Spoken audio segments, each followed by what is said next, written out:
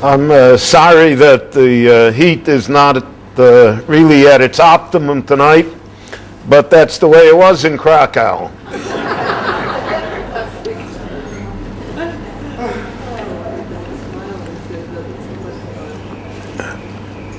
Last week I spoke to you about the situation of the Jews in Vilna in the 18th century, the enormous disputes that consumed the community, and the disputes that continued then into the 19th and 20th and even into the 21st centuries, disputes that have not gone away from us, disputes regarding the rabbinate and disputes regarding Hasidus and the disputes regarding Haskalah and the problems of anti-Semitism and anti-Jewish feeling. Now, Krakow is a little different. And in order for us to really appreciate what happened in the 18th century, we have to begin earlier. What happened with the Jews, the general history of the Jews in Krakow. Krakow was the capital of Poland in medieval times. There was no Warsaw. And Krakow was a university town. It was a town of intellectual prowess. You're talking about the time of Jan Hus, and you're talking about the time of Copernicus. People that stood against the church. People that opened up new vistas in the ideas of how to view the universe and how to view mankind. And therefore, Jews enjoyed a great deal of hospitality in the first few hundred years in Poland, certainly in the first few hundred years in Krakow. Krakow was a city on the Oistral River. It was a major trading city. It was Galicia. It had bonds with Ukraine. Traded north and south and east and west, and the Jews found themselves in a very comfortable situation. And they were invited there by the Polish kings, and the Polish kings are the ones that protected them, were very friendly to them, gave them special privileges. The most friendly king was a king by the name of Casimir in the late 1400s. And he had the advantage of having a Jewish mistress, and that somehow also had an effect upon him. If he would have had a Jewish wife, I don't know what his relationship would have been, but a Jewish mistress certainly made him more amenable towards the Jews, and many of the favorable laws and exemptions all were from this king. And they continued. So the 15th century, the 16th century, even the 17th century are good times for the Jews in Poland and good time for the Jews in Krakow. Now, the Jewish population in Krakow was always between 20 to 30% of the city. So when the city was a small city, it was a small Jewish population. The city became a larger city. In 1900, there were 68,000 Jews there. And before the war, there were many, many more thousands. The Jews always comprised a large section of the community in Krakow. And as I mentioned, Krakow was a university town. Now, the enemies of the Jews in Krakow were A, the students in the university, and B, the Roman Catholic Church. The Roman Catholic Church opposed the policies of the kings, opposed the policies of granting any rights to the Jews, and we have records for their attitude here in the rabbinic response of the time, which I'll discuss with you in a moment. And we find, therefore, that the Jews built up a hostile relationship, both with the university and with the church. and eventually that would come back to haunt them. It would bring great problems to them. The Jews were, as I mentioned, mainly in money lending, in small commerce, traders. They were excluded from many bands of guilds, but nevertheless they found themselves, and compared to the Jews in Germany and compared to the Jews in Lithuania, they were wealthy, even though compared to probably other standards they were not to be considered wealthy, but they had a better life. And therefore, for instance, we find in the tshuva from the Moshe Mintz, who was a Polish rabbi who ended up in Italy. There was one of the strange things is that in the 15th and 16th centuries, all of the rabbis almost in Italy were Polish rabbis who emigrated. The Maram Padua and Maram Mintz, all were rabbis in Italy, even though they were Poles. And they immigrated simply because the rabbinic positions were more favorable and there was less competition for them, whereas in Poland at this time you have an enormous amount of scholars, tremendous amount of scholars, and when you have a tremendous amount of scholars in a relatively small place, it's very, very difficult for anyone to get a job or to get a meaningful job, and therefore the Polish rabbis traveled throughout the world. So here's what the Maram Mintz says regarding the church. Asher poga ha-komer gam biyoshvim tachas ha-melech Polin. Even though we dwelt under the protection of the Polish kings, the cardinals and the priests, they came and persecuted us. And therefore, he said, our good relations, the good situation that we were in, we were always in danger because the church was always out to revoke it. The church was always agitating against Jewish comfort, against the right of the Jews to live there. And part of the problem was the fact that this town kept on burning down. And the fires always started in the Jewish neighborhood. And from the Jewish neighborhood, since again you're talking about wooden homes and about thatched roofs and about a big wind, the town was just tinder. It burned down in a minute. And the church accused the Jews of purposely setting the fire in their neighborhood, because it always started in the Jewish neighborhood. And they purposely accused the Jews of burning down the town in order to destroy the Christian population. As nonsensical as that was, because the Jewish part was destroyed completely, and Jews were burned to death, nevertheless, the church's accusation did find a response in the non-Jewish population.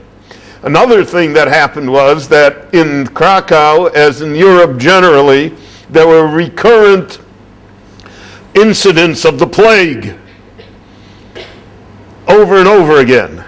And for various reasons, the Jews were not as affected as the non-Jews.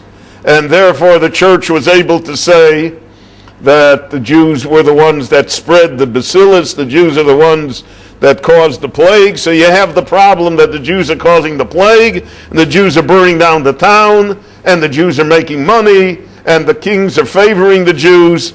All of this has to be kept in mind in order to understand the depths of anti-Semitism which Poland sank to, and which it is still afflicted by, even though there aren't that many Jews left. And it's because of the fact that you have this insidious 500-600 year indoctrination that every problem that Poland has is the Jews' problem. The Jews caused it. The Jews were protected by the kings, and the kings, in a great respect, were happy to persecute the church because they didn't want to share their power and they didn't want to share their wealth with the church, and they therefore you had this like a three-ring circus going on all the time: the kings, the Jews, and the church. Everybody's against everybody else. Everybody unites with someone in order to get the current enemy, and it's a very, very difficult situation, but the Jews prospered because of it. In the 1500s, you have the great flourishing of Krakow as a Talmudic center. Rabbi Moshe Isserlich, the Ramah. So the Ramah's father was a great merchant, and he received special permission from the Polish kings to operate his businesses all over Poland. Was a very, very wealthy man. And so you have, in this period of time, there were a number of very wealthy Jews. You have 5 major synagogues, not the Ramah Shul. The Ramah Shul is a small shul, was not the major synagogue, and had nothing to do with the Ramah. Just like the Rashi Chapel in Worms has nothing to do with Rashi. But people called it the Ramah Shul in honor of the Ramah. But the real Ramah Shul was built by his father, who built a magnificent edifice. And then there was something called the High Shul, and then there was something called the Pepper Shul by the people who were the spice merchants. And they built these enormous synagogues that rivaled the non-Jewish houses of worship. And they had a great deal of wealth. And the Ramah was a student of Rabbi Yaakov Polak, who was the Rav. So the question is, how do you pronounce in Hebrew that name? Many of them, the Germans pronounced it Falk or Falk, because nobody in Germany wanted to be called Polak. But in Poland, they pronounced it Polak because they wanted it that they should be identified as being Polish. And that's the name Polak, etc., that's common in the Jewish world. So Rabbi Yaakov Polak was really the great Rosh Yeshiva, and the Ramah was his major disciple and also his son-in-law. And the Ramah becomes a Rav in Krakow, and there were great Rabbonim that were Rabbonim in Krakow. The Bach, Rabbi Yoel Sirkis was a Rav in Krakow, and the Shagas Aryeh was a Rav in Krakow. There were many great Rabbonim in Krakow, and the authority of the rabbinate was supreme. The rabbi could do anything. And because they had these great people as the Rabbonim, and the people were smart enough not to abuse their power, so you had really a harmonious situation for many centuries, all of which is going to break down in the 18th century. And it will break down, as I'll discuss, because of the coming of the new forces. Let's just look at the rules of the town in the 1600s, right before the 1700s. So we have a Pinkas, we have a record of the rules of the Jewish council in Krakow, which and it was agreed to by the Bach and by the Taz and the Taz's son. I think we'll find it very interesting. First of all, it is forbidden in Jewish elementary schools that there be more than 40 students in a class. So obviously there were classes that were more than 40 students, otherwise they wouldn't have to make a rule. And if you want to have 40, you have to have 2 assistant teachers. In other words, there had to be 3 teachers in the room at the time. I imagine just to hold them down, you needed that amount of teacher. You were not allowed to teach Talmud to more than 25 students at a time. That's a Gemara. The Talmud itself says that in Bava Basra that the limit in a classroom is 25. Of course, everyone picks and chooses what Gemara they want to follow. So today, My grandson is in a shiur that has 300 that are sitting, standing, etc. But that's older ones, so maybe the rule would be different there. All children must learn Polish. They must learn Hebrew. They must pass the exams in Hebrew grammar. They have to know past tense, future tense, present tense, yochid v'rabim, chaserim ukfulim, all the binyonim in Hebrew, a test that most of us would undoubtedly fail. But here you're talking 1600s. They have to study mathematics. The minimum in mathematics in elementary school is addition, subtraction, and multiplication. They also have to pass a test when they're 14 years old. Anyone who is 14 years old and was not deemed to be material for further Talmudic study goes to work. They had an apprentice system, so it weeded out 90%, maybe 95% of the student body. After 14, they're out in the labor market. And only those whom the rabbis felt showed real promise were allowed to continue and to study with the Rabbonim. And in order to obtain rabbinical ordination, smicha, the rabbi of the town had to approve the candidacy, and then the candidate had to pass the exams in the entire area of halakha with 3 impartial rabbis. In other words, the rabbi of the town couldn't decide, because the rabbi of the town is subject to political and family pressures, and maybe he'll like the guy and maybe he won't. So they had 3 impartial people that they imported that gave the exams, and that's how it worked in Krakow. Also, they had rules about how the citizens are supposed to behave. You're not allowed to throw garbage out the second floor window. From the rules, you understand what was going on, because you don't have to make a rule otherwise. You're not allowed to, it's a very interesting rule, you're not allowed to participate in the Polish lottery.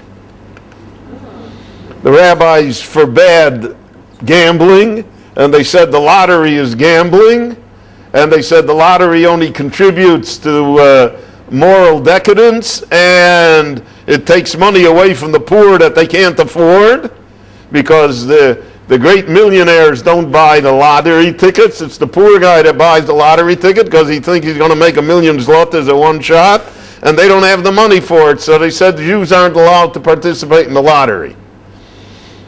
Here in Israel, the lottery is sacrosanct. You're not allowed to buy any item from anyone under 20 years of age. That was to discourage children from stealing.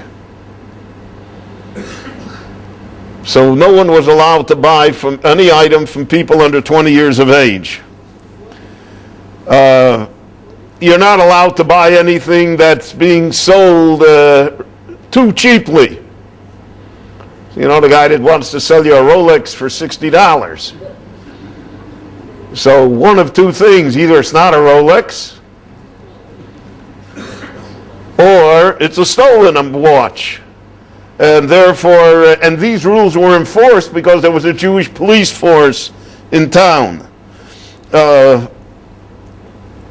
rabbi is not allowed to put people into cherem.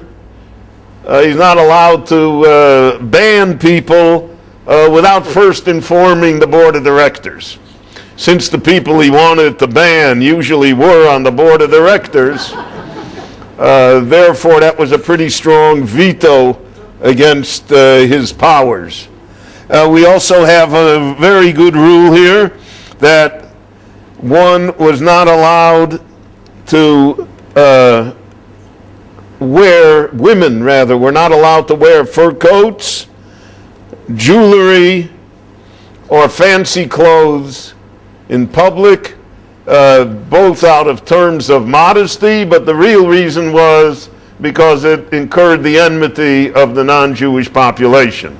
And since the women wanted to flaunt the fact that they had furs, or that they had jewelry, or that they had special finery, so therefore this was part of the rule that the rabbi said, that the town council said rather, that they should not do so. Because of that, there became like standard dress for women for Shabbat and Yom Tov.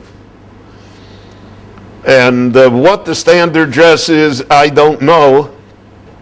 I haven't seen the movie, so I don't know yet.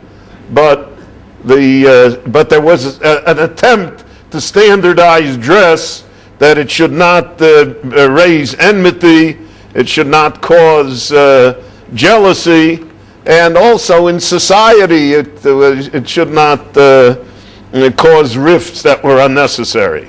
Now these rules of the council in the 1600s all were enforced. As I mentioned, there was a Jewish police force, and they were enforced, and there were also taxes that they collected, and because of the fact that they had favorable rulings and favorable opinions from the Polish kings, so the taxes were not onerous, whereas the taxes in Lithuania and in other parts of Europe were always oppressive taxes that the Jewish community could not meet. Because of that, you had the situation here I mentioned last week, that it was common practice in Lithuania for rabbis to purchase their rabbinic position. The town was broke, they owed a lot of money in taxes, and here some man came along and he said, I'm going to be the rabbi in your town. There are candidates.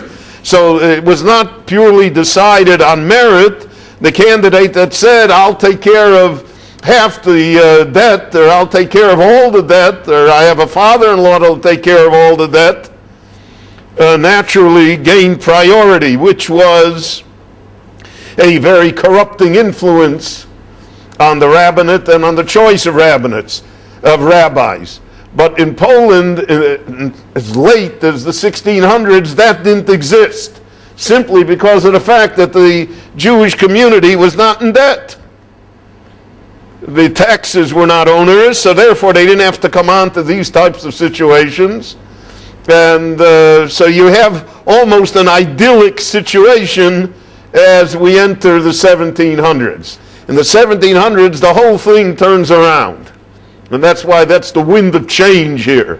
That this is really the beginning of the downfall of Polish Jewry. If you look at it in a long-term perspective of history, so the Jews came to Poland in the late 1200s. So from the 1200s till the 1600s, the Jews are in good shape. It's 400 years of relative wealth, prosperity, freedom from persecution, all relative to what's going on in the rest of Europe. And that's why you had this tremendous immigration coming from the West, especially from Germany and other places, and many Spanish Jews came after the expulsion from Spain, came also to Poland and Lithuania, because the situation there was decent, was livable.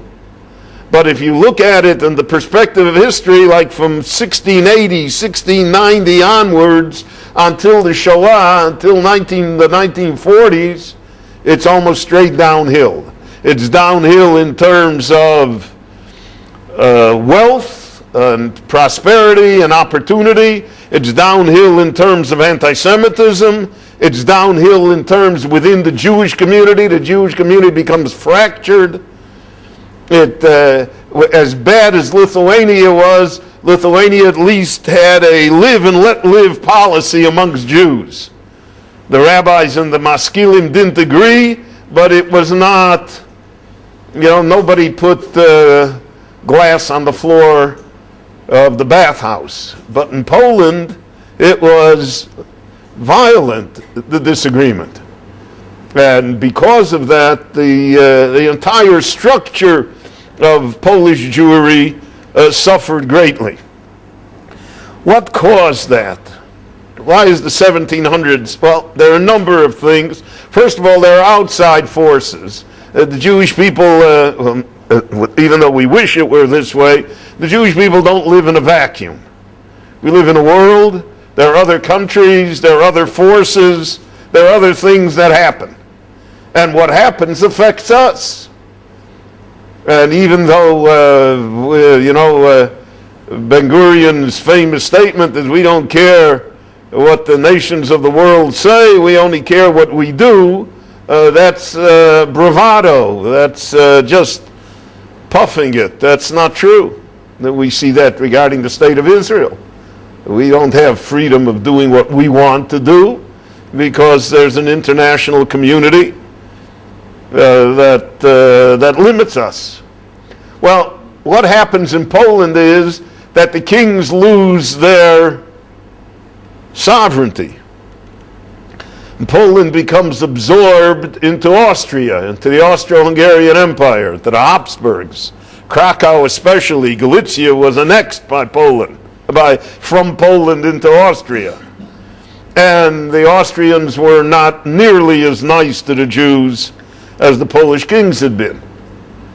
And Austria treated Poland generally as a fiefdom. They didn't treat them as being equal parts of the empire. So if they treated the non-Jews in that fashion, they treated the Jews doubly so. So you have now greater taxes, you have a lessening of opportunities, you have a smaller economic base, you have all of these outside factors, plus the fact that you have constant war. The 1700s is war all the time. It's Russia, it's Poland, it's Austria, Sweden gets mixed up in the middle. It's always going on. And it's hard to keep your community and hard to keep your head above water when all of these things are happening about you. So that's one important difference, is the fact that the outside situation changes. And Poland loses its independence for a period of about 6 years. Krakow was like an independent little duchy by itself, but then it was reabsorbed into Austria, and it never had a chance to grow again as an independent country until after the First World War, when Poland is given its independence. And that didn't last too long, and then it was conquered again by Russia and by Germany. And then after the Second World War, the Bolsheviks controlled it, really until the 1990s almost. So all of this affects the Jews, and it does not affect them positively. The second thing that happens, and this is internal, is the rise of the Hasidic movement. Now, I don't want to, God forbid, be accused of being anti-Hasidic. However, if you look in history, the Hasidic movement was the greatest revolution within the Jewish world, maybe from the beginning of time. And because of that, it was very, very divisive. It undermined the Jewish establishment, and its main target were the rabbis. The authority of the rabbi. The authority of the rabbi was usurped by the Rebbe, whoever the Rebbe was, whichever brand of Chassidus the people followed. And that therefore the entire structure of medieval Jewish Europe, especially of Eastern Europe, based on a kehillah, on a kahal that ran everything, based on the Parnasim and the Gabayim who ran everything, based on the Rabbanim, based on the Bet Din, all of that was destroyed. And it was destroyed by the Hasidic movement. It is not a surprise, therefore, that, for instance, I want to read you that 1786, the rabbi of Krakow,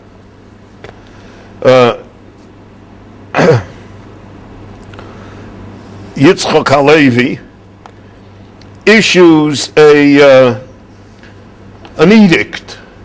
And I want to read it to you verbatim. Chalila, chalila, God forbid, God forbid.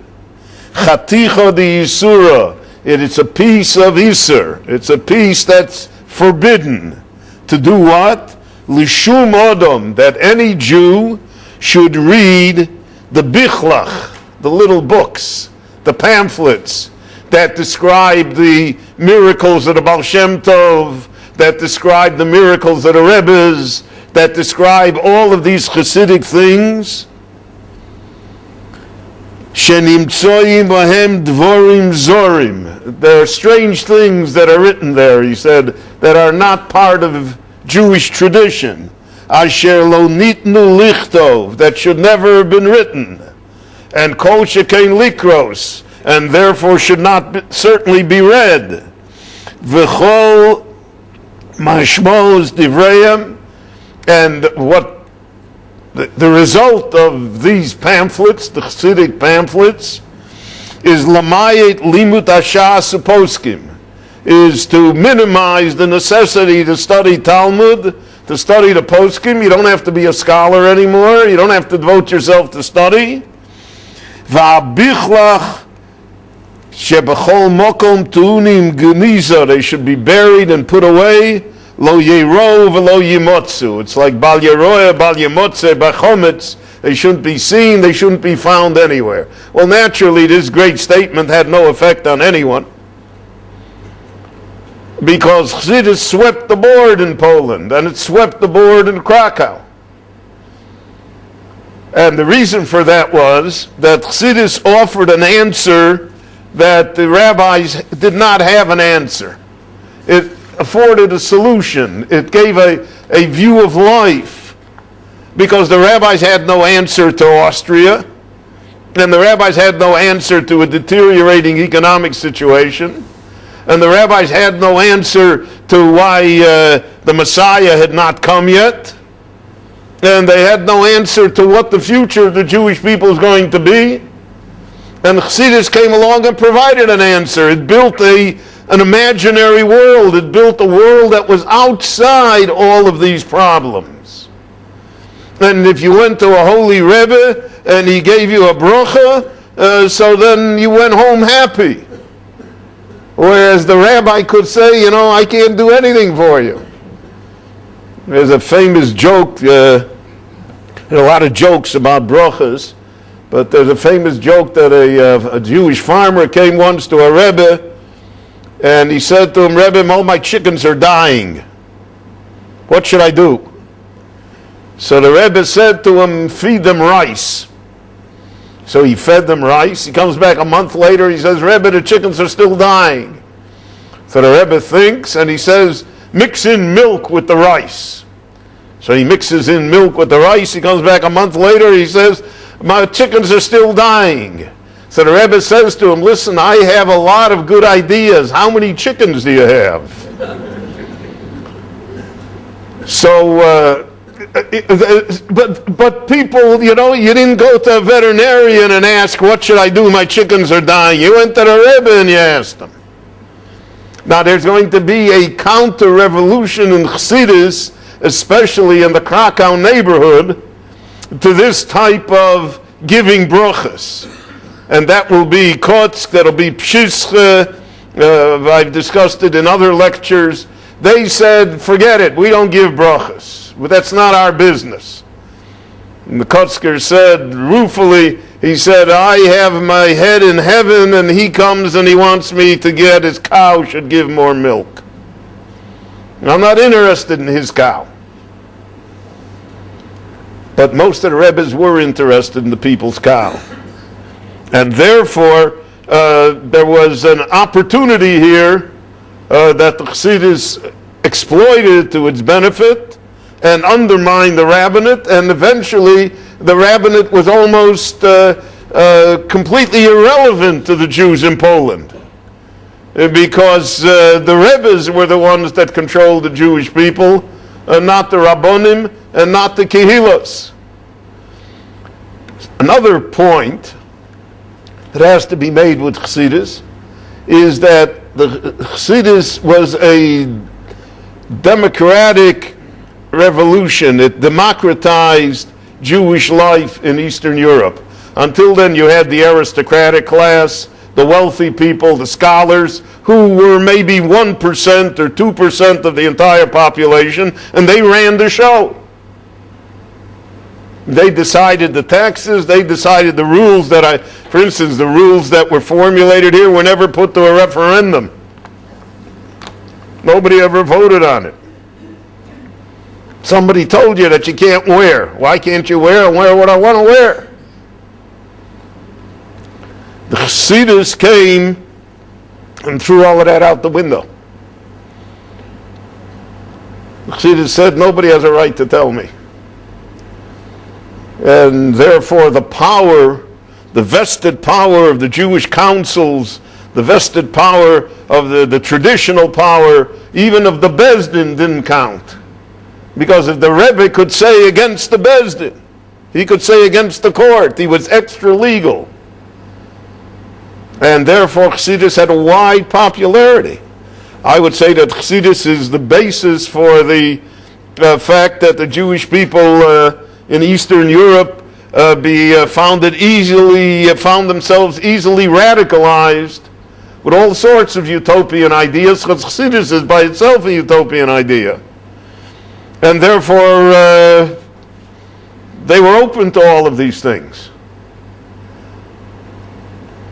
Now, aside from the influence of Chassidus in Krakow, as in Vilna, the Haskalah comes to Poland. Now, the Haskalah was not nearly as successful originally in Poland as it was in Lithuania. The Lithuanian Jews, because of their rejection of Chassidus, because of their rational bent, because many of the ideas of the Maskilim were really parallel to the ideas introduced by the Gaon of Vilna and later by the Musar movement. So therefore, Haskalah found a real sounding board amongst Lithuanian Jewry.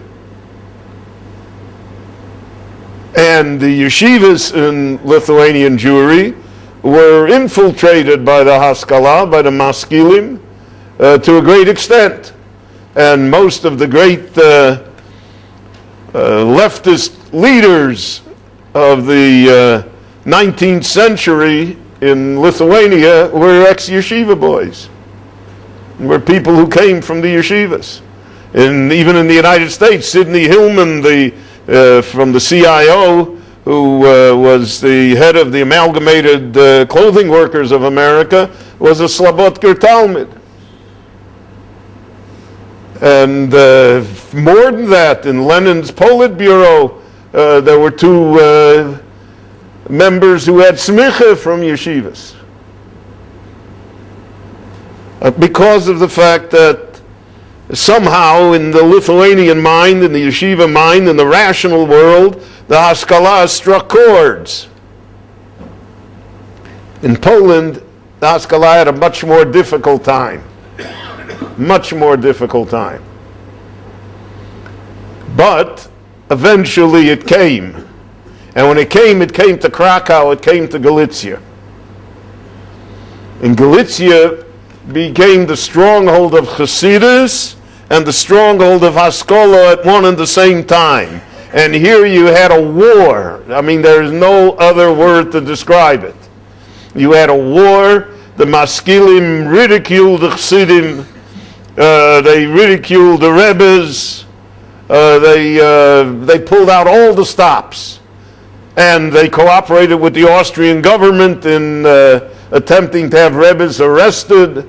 The famous case is the Rizhiner Rebbe that was arrested and then had to escape and came to Sadigur. And it was all violent. And by violent, I mean, fist fights, it was just the breakdown of the, and each side here is utopian in the sense that they know what's best for the Jewish people.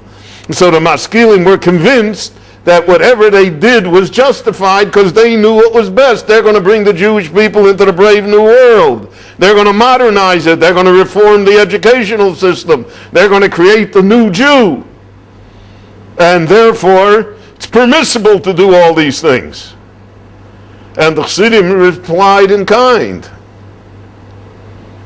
And they didn't keep their hands in their pockets. And you see elements of this in Israel today. I mean, this has continued until today. That, for instance, the problem, what should the Haredi school system teach? So if you would take that problem in a vacuum, so then things can happen, people can decide. But you can't take it out of the vestige of history. And in the vestige of history, the Maskilim attempted to create an educational system that would eventually destroy Torah education. And they got the government to agree to it. And that it had to be fought. So therefore, in the memory bank of the Jewish religious world, that's stored away. So here comes the commission, and it tells us what we're supposed to teach in our schools. Who are they? Why should anybody tell us what we're going to teach in our schools? Especially if the people who are telling us are, so to speak, our enemies. Stand against us in our worldview, stand against us in what our goals and objectives are. And in my opinion, it's not understanding that, is that exactly you go about perhaps doing a good thing, but if you go about it in the wrong way, it's doomed. It's simply doomed. There'll be Hafganot, 500,000 people on Kikar Shabbos. It won't happen. Because you can't tell us what to do. We've been through that already. We were through it in the 18th century, in the 19th century, in the 20th century. You can't tell us. And as long as you insist on telling us, as long as you insist that your commission is right and that 1,800 years of Jewish history are wrong, we have no intention of listening. So I would think that this would be obvious, but it's not obvious because of the fact that really this historical sense of what the problem is has never been discussed. And people look at it in a vacuum, right? There comes a commission and they say, well, you should have mathematics to this grade and science to that grade and language to that grade. Everything is correct. But your premise is wrong. Your premise is they're going to listen to you. That you're the first person that came up with this good idea. And people, especially in the religious world, have a long memory. The collective memory of the Jewish people forgets nothing. So that's a great thing, and it's also to our detriment that we never forget. And that's what happened here in Krakow in the 18th and 19th centuries. You had this enormous struggle. Since the Maskilim spoke Hebrew and then pushed Hebrew, so the religious community said, well, Hebrew is out. So it's the same community that in the 1600s said what? That it should be part of the curriculum and that you have to know all the Hebrew grammar and that we're going to have mathematics, we're going to have everything. And in the 1600s, we're going to have the curriculum of the 1600s is what the Dovrat Commission wants to happen today. But they didn't come to my lecture. What can I do, you know? Had they come, they would have, they would see it a little differently. But in the 1700s and in the 1800s, if you want the Hebrew, we don't want Hebrew. You want Tanakh, we don't want Tanakh.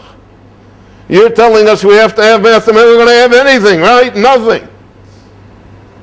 They don't have to know 1 + 1. And this is the cockpit of the struggle. When you combine that with the fact that the church now gains much greater influence because they don't have the Polish kings to contend with, and Poland is a 95% Roman Catholic country, and Roman Catholicism is the official state religion. So then you have a great deal of anti-Semitism loosed on the Jewish population. Now, when the great deal of anti-Semitism is loosed on the Jewish population, that raises the question, why? Not only why, what can we do to ameliorate anti-Semitism, which is the problem that's brought up today also to all of us, right? What can we do? So there are Jews that say there's nothing we can do. It's a non-Jewish problem, which may be correct, but it is non sequitur. It doesn't make you feel any better. Doesn't provide answers. So, but people came with answers. The Haskalah had an answer. If we're cultural, then anti-Semitism will diminish. Zionism came with an answer. If we have our own country, anti-Semitism will disappear.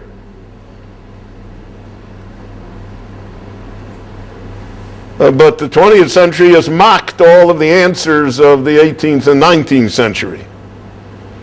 And because all the solutions have proven useless in the face of what happened to the Jewish world in the 20th century, and it's obvious to all that the state of Israel is not the solution to anti-Semitism. So now you hear again what we heard then, that it's really our fault, that the state of Israel is the cause of anti-Semitism.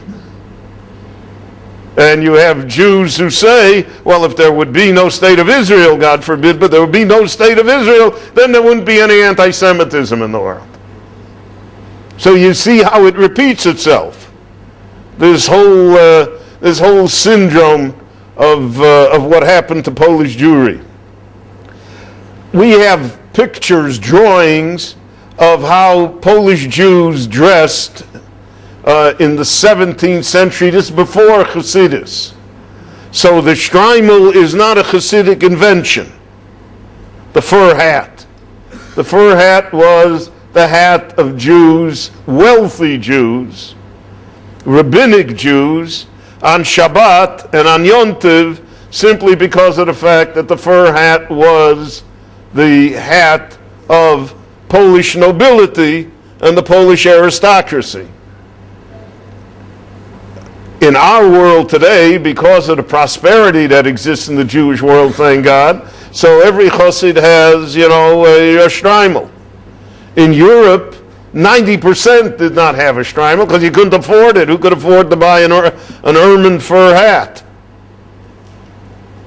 But that's the way they dressed. And Chassidus took on the dress of its time and it maintained it as Jewish dress. Whereas, for instance, in Lithuania, the religious Jews and the yeshiva students took on Western dress. Suits, ties, Western dress. In Poland, the religious Jews never adopted Western dress. If you adopted Western dress, then that was a sign already that something was wrong.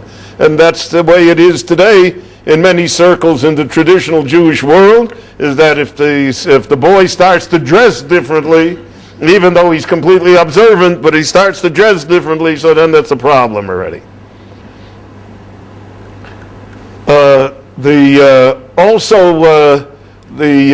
traditional Jewish appearance in Poland was recognizable. Jews wore little caps with a small bill. The Chassidim kept that, so that today, for instance, until a boy is bar mitzvah, etc., they usually wear those little caps, and they're made of velvet. In Poland, they were not made of velvet. They were much coarser material. And the rabbis dressed regally. There was like a rabbinic uniform with long frocks, boots, usually with a cane as well.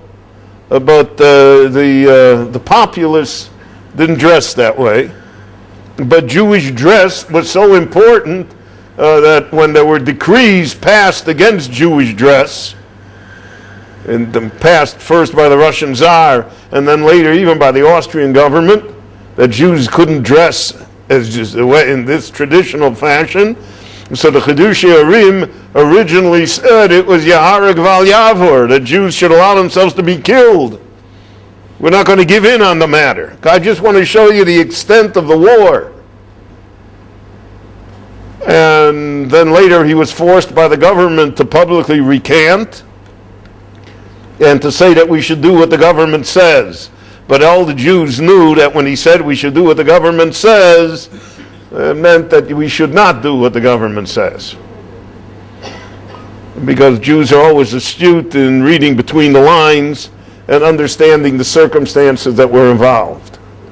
So here, and the city of Krakow generally begins its decline because Warsaw becomes the main city in Poland, the main centers of Chassidus, even though Galicia is a central place of Chassidus, but the main centers move to Congress, Poland, Gur, other places. The Ukraine becomes increasingly Hasidic with great rebbes, the Apterov and others, and Krakow loses its preeminence in the Jewish world. And because it loses its preeminence in the Jewish world, and it loses much of its economy, and because of all of these problems, so then you have this terrible decline. Now today, Krakow is the jumping off place for all Jewish tours in Poland because of its proximity to Auschwitz-Birkenau, and because it is one of the few places in Eastern Europe that has some major Jewish buildings preserved intact. So the Ramah Shul is still there, but the large synagogues are gone. The large synagogues were all destroyed. The city was bombed by the Germans, and then the Russians, and it just disappeared. And but nevertheless, the cemetery in Krakow is a great tourist attraction because the Ramah is buried there, as are many of the other great Rabbonim, and Jews are into graves. It's a great tourist attraction, and therefore Krakow is really a beautiful medieval city. It's probably the prettiest city in Poland for certain. So therefore it remains a magnet for tourism and for Jewish tourism until today. But the main city in the 18th and the 19th century will no longer be Krakow. The main city will be Warsaw. The urbanization of the Jews, moving from the rural villages and from the farms, they'll move to the city, especially to Warsaw. And Warsaw becomes a city of 350,000 Jews. It becomes a very large city. And then you have Lodz, which became a great manufacturing center, textile industry. So the entire fulcrum, the middle point of Polish Jewry shifts. And when people become urbanized, when people leave their homes, so then urbanization takes a toll on tradition, especially with young people. You're in a new situation, you're in a different society, the old rules don't apply anymore, there's nobody there to enforce it on you, and therefore you have this breakdown.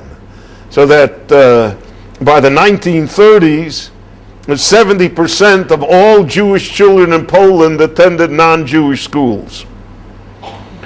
Now, people have the fantastic idea that somehow in Eastern Europe, everybody was religious and everybody was good and fine, and it couldn't have been better, and that it all fell apart either in the United States of America or in the state of Israel, but it all fell apart now. The truth is that now it's much better than it was 100 years ago. And we don't appreciate the fact that it's better because we don't know what was, we have this fantasy of what was then. But the 19th century saw Polish Jewry begin to disintegrate. The Hasidic dynasties held together to the extent that they could. And the basis of religious life in Poland in the 19th century was purely the Hasidic dynasties. But from those Hasidic dynasties also came the socialists, the communists, the secularists, the Zionists. Everyone came out of there. The Bund, the Jewish labor union, because you had the great strikes regarding the textile mills in Lodz, great disputes between labor and capital. Everything that characterized the problems of the 19th and the 20th century occurred to the Jews in Poland. And therefore we see Krakow receding from its preeminent position, from the greatness that it had at the time of the Ramah, from the fact that it was the great city of the Jewish people. It receded into the background, and then unfortunately the Holocaust wiped it out completely. The great ghetto was in Krakow, and that was the shipping point, the transport point to Auschwitz, and where millions of Jews were destroyed. So our memories of Krakow, which could have been sweet and could have been ennobling because of what happened later, are really tragic and sad. And we don't enjoy Krakow as perhaps we could or should. Nevertheless, and I think that by looking back at the 18th century and seeing that somehow we survived, and that a lot of the negativism of the 18th century has been dissipated. There are a lot of fallen idols. It's been expensive. And that Torah has revived itself amongst large sections of the Jewish people, much more than anyone could have imagined. And the state of Israel has come into being, and that in spite of all the problems and divisions, look at the wonderful country that has been created.